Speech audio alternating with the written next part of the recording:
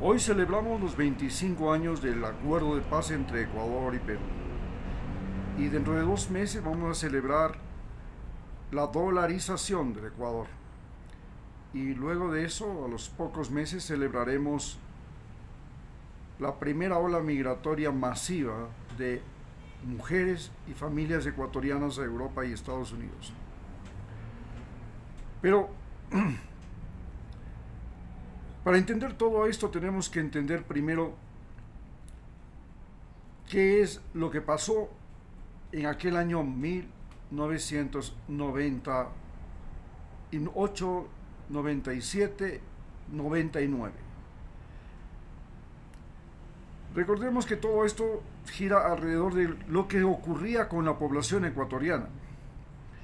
En aquel momento el Ecuador vivía el fenómeno del Niño, y aquel fenómeno del Niño que luego del 1982, en el que yo estuve como médico en precisamente la zona más difícil, la zona costera de Esmeraldas, en el Cabo San Francisco y Muisne, en 1997 regresaba yo de Rusia a Ecuador y estuve en la parte de Atacames y Quito.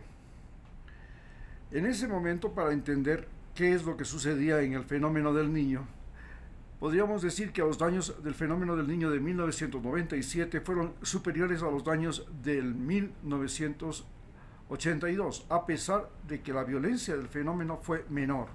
Pero debido a que había mucha mayor población, mucha mayor infraestructura, y esta población no tenía una buena cobertura de salud, no tenía una buena cobertura de educación, no había una buena infraestructura, entonces esta población fue mucho más susceptible y tuvo mucho más daños, mucho más perjuicios, mucho más enfermedades, mucho más trastorno social, lo cual originó por supuesto una ola migratoria primero hacia la sierra y luego a la Amazonía y finalmente fuera del país. Esta ola migratoria por causas ambientales fue la antesala de lo que sería más tarde la terrible ola migratoria por causas económicas. Pero las causas económicas entonces que generaron el fenómeno del Niño fueron que primero a nivel mundial el precio del petróleo había caído. En el caso mío, yo estaba en ese momento en Rusia y tenía una empresa que vendía plantas medicinales y flores en Moscú y para toda Rusia, una distribuidora de flores y plantas medicinales en la misma Universidad Lomonosov. Pero en 1997 se produce una caída brusca del precio del petróleo, y esta caída brusca del precio del petróleo y de paso de las materias primas significó un colapso para la Unión Soviética y para en este caso la naciente Federación de Rusia, y este colapso produjo ya lo que se llamaba el efecto vodka. Anteriormente había producido ya una crisis económica en Venezuela, país petrolero, luego en México, otro país petrolero, luego también produjo en los países árabes, países petroleros. Y este colapso económico producido por la caída brusca del precio del petróleo a $8 el barril también afectó a Ecuador, sumado al fenómeno del Niño, que significó que los productos de exportación, que en su mayoría estaban en la costa, hablamos de pesca, camarón y cacao, banano, entonces el Ecuador quedó sin exportaciones, y lo poco que exportaba en petróleo no servía ni para pagar los servidores públicos. Estamos hablando de profesores, militares, policías, servidores públicos, etcétera, etcétera. Entonces, en esa situación es que Yamil Maguad asume el poder y se enfrenta a un problema mayor. ¿Cuál es el problema político? El problema político era que Ecuador, desde 1986, en que sube Abdalá Bucaram al poder, había tenido gobiernos que habían creado gran problema, comenzando con el de Sixto Durán Ballén, que trajo el neoliberalismo de retorno con Dajic, que ahora pretende ser el asesor de Noboa, como cabeza de esta corriente de los Chicago Boys, de los neoliberales, que procuraban reducir el tamaño del Estado y privatizarlo todo. Entonces, Esto, el Yamil Mahuad pretendió privatizar el seguro, empezando por el seguro social campesino, lo cual fue el comienzo de las protestas en el gobierno de Sixto Guaramayén. Más tarde llega Abdalá Bucaram al poder y se le ocurre que, como el sucre comenzó ya una carrera inflacionaria, se le ocurre que va a ser la paridad cambiaria del sucre al dólar, con Domingo Cavallo como consejero, y se le ocurre hacer eso, y para eso también se le ocurre suprimir el subsidio del gas. Por consecuencia, el pueblo protesta y lo tumba a los 6 meses. Enseguida sube Alarcón al poder. Primero subió la vicepresidenta, estuvo unas horas, siguió Alarcón, que era el presidente de la Asamblea Nacional, del Congreso en ese momento, se llamaba Congreso.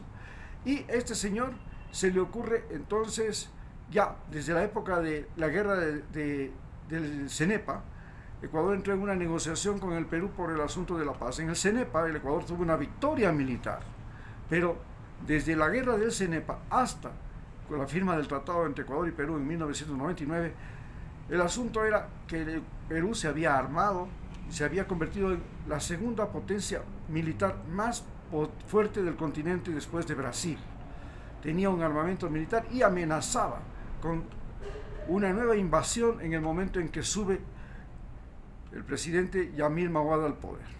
Entonces esta nueva invasión ya no era solamente ir a pelear en Paquilla o en Cenepa o en el Tiwinza, era bloquear los puertos petroleros, los puertos comerciales como Guayaquil, Manta y el puerto petrolero de Esmeraldas. Con eso, si bloqueaban el puerto petrolero de Esmeraldas, estábamos fregados, porque la única fuente, la única luz que nos alumbraba en ese momento al Ecuador era el petróleo a 8 miserables dólares y solo 300.000 barriles diarios de petróleo. Como consecuencia, se le ocurrió entonces a Yamil Mahuad que había que dolarizar.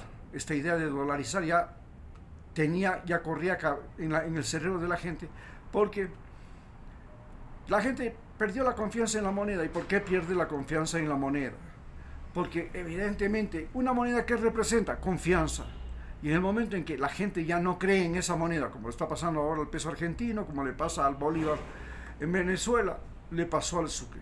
Nadie quería tener sucres, todo el mundo corría a cambiarlo, pero tenían después. Esto fue posible, y este cambio y este juego y este cambio y recambio de la moneda fue posible porque en la Constitución de 1998, 97, se les ocurre que los banqueros podían autoprestarse el dinero, y entonces los banqueros comienzan a hacer lo que se llamaba el bicicletazo. Compraban todos los dólares que había en el mercado y a su vez vendían todos los dólares que podían a la gente, pero sacaban esos dólares inmediatamente a paraísos fiscales. La gente también hacía lo mismo.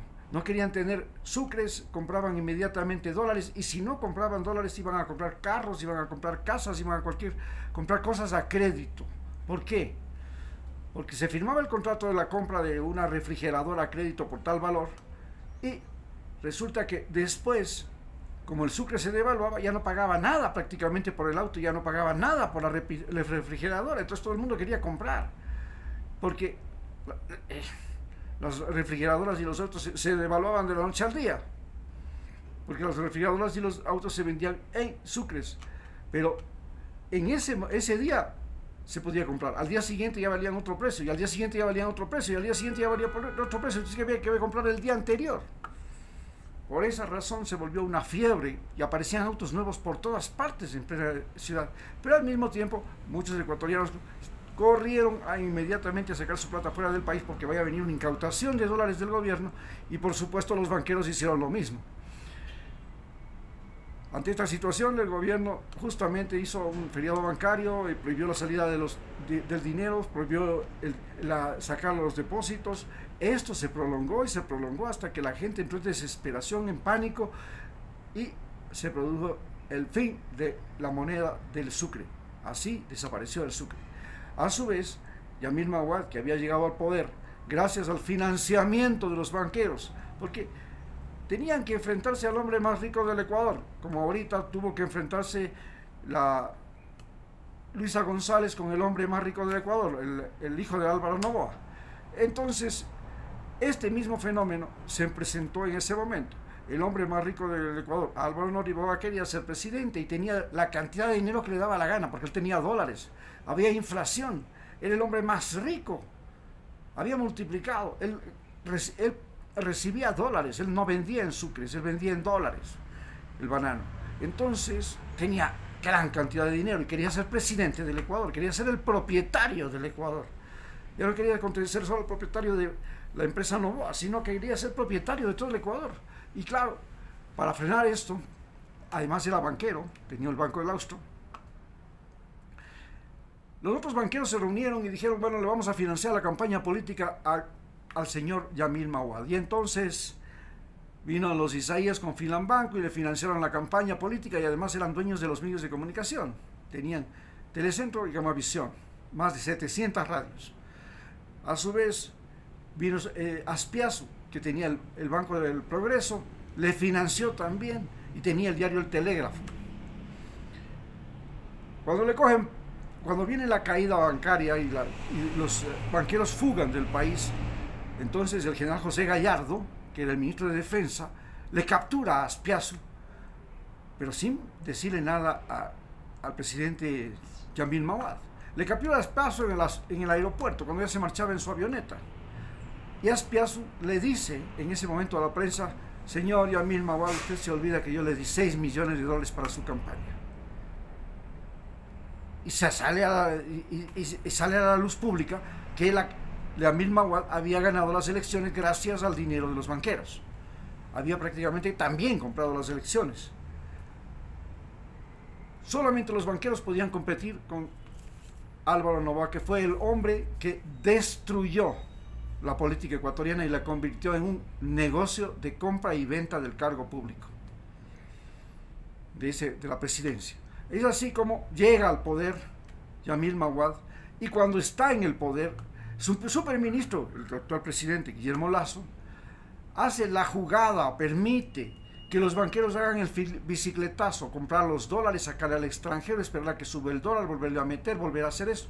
Pero además, los bancos llegan a pagar hasta 300% de interés a las personas que depositaban dinero en las cuentas.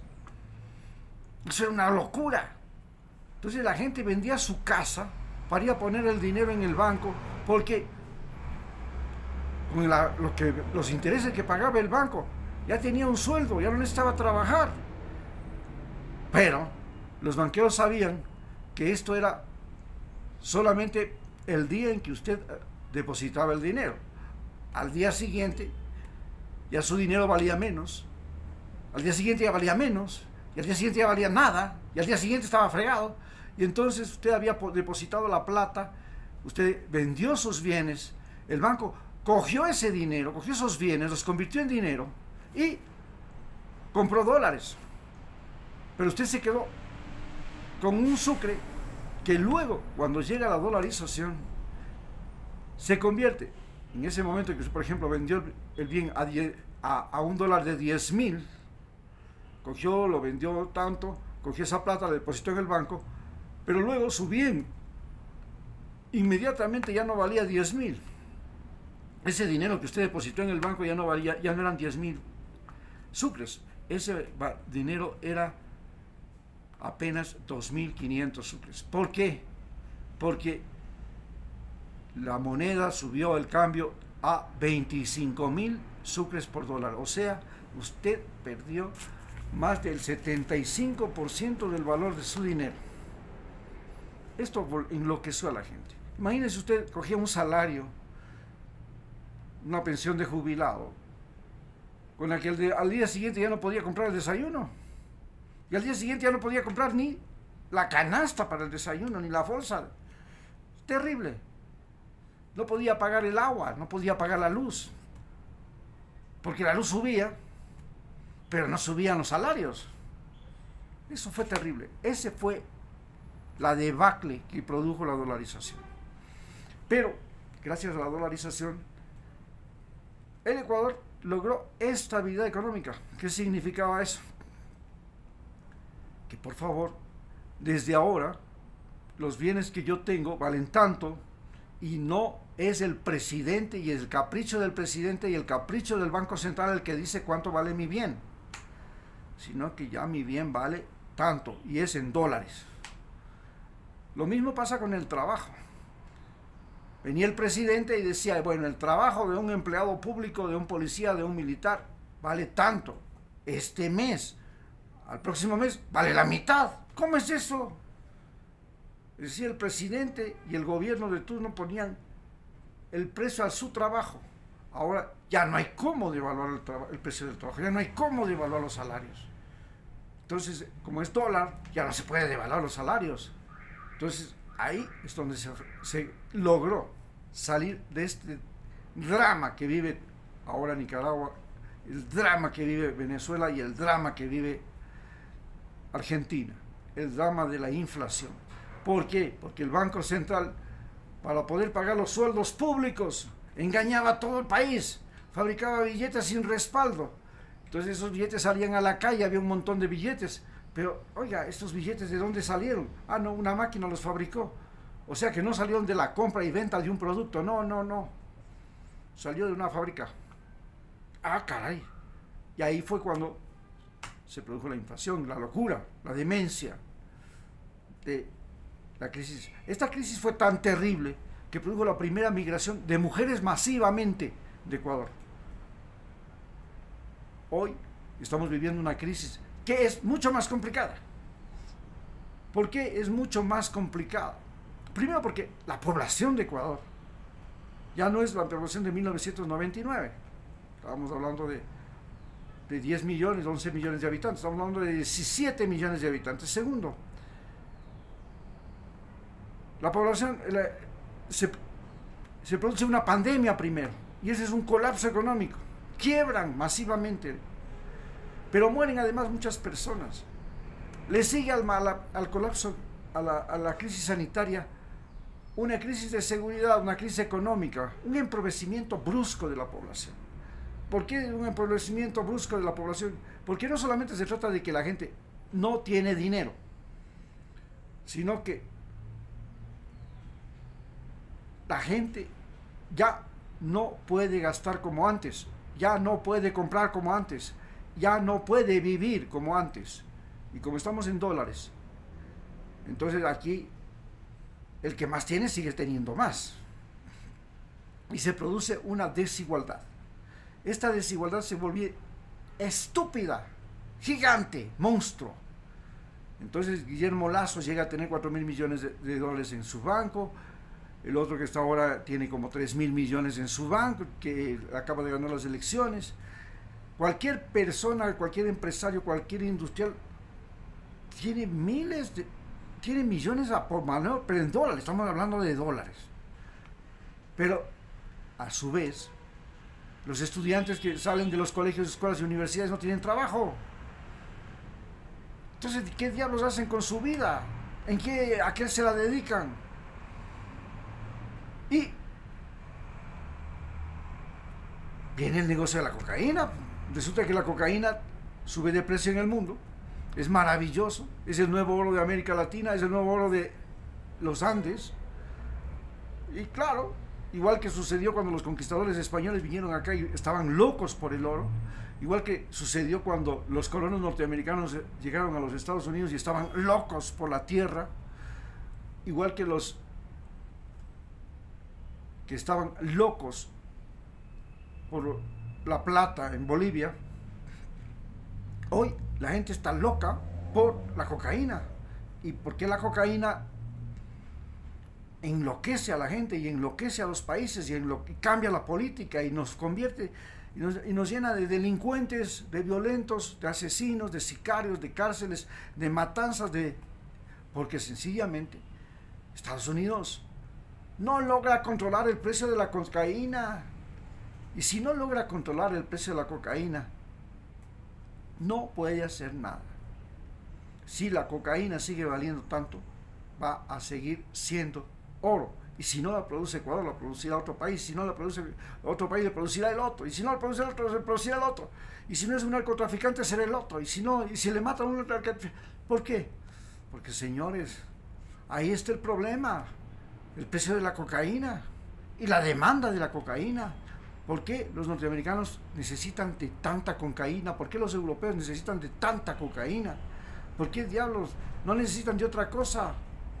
Y este es el gran problema que nos enfrentamos en este momento. Tenemos que destinar gran parte de nuestros recursos económicos a alimentar a todos esos delincuentes que caen presos en las cárceles y que ahora son, en el caso de El Salvador, 50,000, y seguramente en el Ecuador ya vamos a llegar a los 100,000. Cada uno de esos presos le cuesta más que un estudiante universitario. Hay que dar alimentación, vestuario, médico, atención, cárcel, agua, luz, etcétera, etcétera, todo. Y no produce nada. Pero a su vez tenemos que multiplicar la fuerza pública, el ejército, la policía. Y resulta que la policía tampoco produce. El ejército tampoco produce. No siembran, no cosechan, no fabrican, no hacen nada. ¿Qué es lo que hacen ellos? Cuidar nuestra seguridad. Sí, pero cuidar nuestra seguridad es un problema. Si usted paga a un guardia para que le cuide y usted no tiene plata para que le cuide para ese guardia, usted está fregado, porque ese guardia finalmente le va a decir, bueno, usted tiene que pagarme, ¿no? Y si no me paga, vea, ese perro o ese cuadro o ese carro es mío, págueme con ese carro. Y como él tiene la pistola, ¿a usted qué le queda? Lo mismo le pasa al Ecuador. Está fabricando un montón de policías y un montón de militares. Tenemos que mantenerles, tenemos que equiparles, tenemos que eso. Y esto no le cuesta a Estados Unidos, eso le cuesta a nosotros. Y nuestros policías, ¿qué hacen? Lo único que hacen es evitar que la droga llegue a los Estados Unidos. Pero a Estados Unidos no le cuesta nada. No le cuesta nada que nosotros gastemos, que nosotros produzcamos. Entonces, ¿qué terminamos haciendo?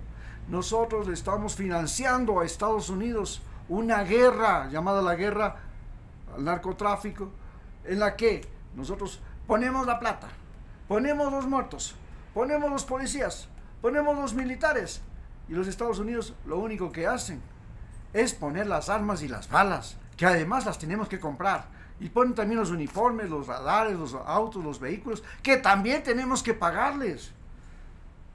Y entonces esto multiplica la catástrofe económica que vivimos, y se suma ahora que viene el fenómeno del niño. Y el fenómeno del niño ya vimos que en 1997 terminó destrozando al país política, económica y ambientalmente. Recuerden que lo más importante cuando tenemos una política ambiental es que el país tenga la capacidad de resistir el daño, porque los daños ambientales, como el fenómeno del niño, todo depende de la fuerza y del tiempo. Si es una sequía, si es una inundación, depende de la fuerza y el tiempo. Habrá sequía en la Amazonía y en la sierra, y habrá inundaciones en la costa, y esto depende del tiempo. Si el fenómeno del niño tiene una gran fuerza y un gran tiempo, entonces el problema es si podemos recuperarnos de ello. Si no tenemos capacidad de recuperación, se llama de resiliencia, estamos fregados. Tuvimos el problema, por ejemplo, económico. Estamos viviendo el problema económico. En el problema económico, ¿qué es lo más importante? El dinero. ¿Y el dinero de dónde viene? Mire, el dinero viene o tiene que ver primero con la salud de la población. Si usted tiene una población enferma, que no puede trabajar, vieja, o de muchos estudiantes o de muchos militares que no producen,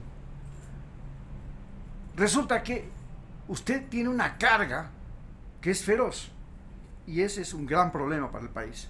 Y en segundo lugar, depende también de la educación. Si usted tiene una población analfabeta, bruta, que no sirve para nada, que lo único que pueden aprender es cómo jalar gatillo, que es lo más fácil, y tirar a matar, cómo matar, porque para aprender para matar es lo más fácil. Para matar, usted aprende a matar desde que es niño matando pulgas hasta cuando es viejo matando al vecino, porque para matar no hace falta ni siquiera estudiar. Usted simplemente aprende a usar una arma, se esconde y dispara, eso es todo. No se necesita estudiar. Entonces, el problema que tenemos es que la salud y a su vez la educación, si es una población mal educada, tonta, estúpida, que solo aprendió a obedecer y no a inventar, a crear, a deliberar, que no supo a través de la educación organizarse, crear organización social. Entonces, ¿usted qué tiene? Tiene adelante un problema de producción. No tiene buena producción, no produce, si no tiene que vender, cae el comercio. Si cae el comercio, usted está muerto. Entonces, en la economía, el dinero y el comercio son el centro del problema. Y en cambio en la política, ya vemos que en la política, pues, lo más importante desde el origen de la política es la violencia. Acordémonos que los incas nos conquistaron a garrote, que los españoles nos conquistaron a garrote, y que ahora estamos viviendo una guerra, la guerra del narcotráfico, y eso es garrote, eso es muerte, y estamos viviendo la violencia. Y entonces, en la violencia, en la política, lo que más importa es el orden y, a su vez, la organización social que exista. Si existe una sociedad mal organizada, donde hay, dentro de la misma sociedad, del mismo pueblo, del mismo barrio, gente que se odia, gente que se quiere matar, pobres y ricos, enfermos y sanos, locos y cuerdos, y todos entre ellos se quieren eliminar. Tenemos una sociedad desorganizada, altamente desorganizada. Y esto significa gobierno. Si tenemos un gobernante malo, hemos sido tan estúpidos los ecuatorianos que no hemos aprendido que desde la independencia los terratenientes nos han jodido más y se han sido la mayor parte de veces dueños de este país. Los banqueros nos han jodido más y han sido la mayor parte de este país.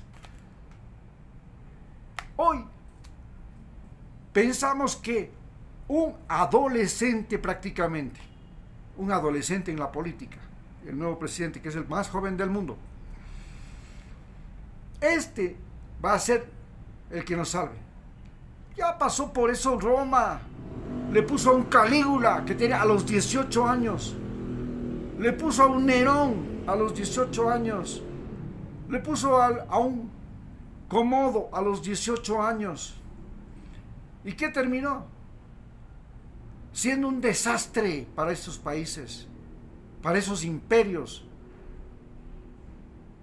La juventud es como el río que baja desde las montañas. Es cristalino, alegre, transparente, pero se da de boca contra las piedras. Y este señor que nos llega a gobernar en este momento, lo único que está haciendo es irse de boca contra las piedras. Y nosotros, los ecuatorianos, que hemos sido unos pendejos de la P a la S desde hace 200 años, porque no hemos podido tener estabilidad política. 200 gobiernos, 191 gobiernos en 200 años. 191 gobiernos en 200 años. 46 constituciones en 200 años. Estados Unidos tiene una. Y tiene 46 presidentes en 250 años. ¿Cómo diablos es que nosotros no podemos pararnos? Esto es lo que estamos viviendo en Ecuador. Muchas gracias.